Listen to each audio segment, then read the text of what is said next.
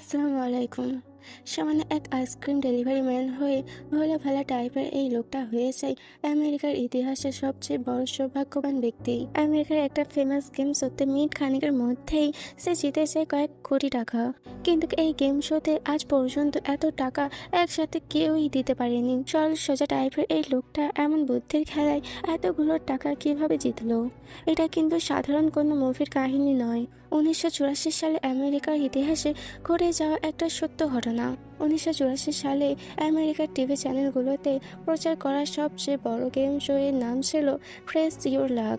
Michael নামের এই লোকটার ওই টিভি শোটা এতটাই পছন্দের ছিল যে বাসা থেকে প্রায় 3000 কিলোমিটার ট্রাক চালিয়ে সে ওই শহরের জন্য অডিশন দিতে এসেছে। যদিও তাকে কেউই এখানে অডিশনের জন্য ডাকেনি, কিন্তু এই টিভি সেটে পৌঁছানোর পর সে জানতে পারে প্রতিযোগীদের মধ্যে একজন আজকে এখনো আসেনি। তাই চালাকি করে সে ওই অনুপস্থিত প্রতিযোগীর জায়গায় ইন্টারভিউ দিতে চলে যায়। যদিও তার আজে কথাবার্তা আর হাবভাব দেখে এমনিতেই তাকে শো থেকে বাদ দেওয়া হচ্ছিল। তার উপরে আবার সিলভিয়া নামের একটা মেয়ে সেখানে এসে জানায় এই লোকটা মিথ্যা কথা বলে এখানে ঢুকেছে। তো এক প্রকার মাইকেলকে একরকম ঘাড়ে ধাক্কা দিয়ে সেখান থেকে বের করে দেওয়া হয়।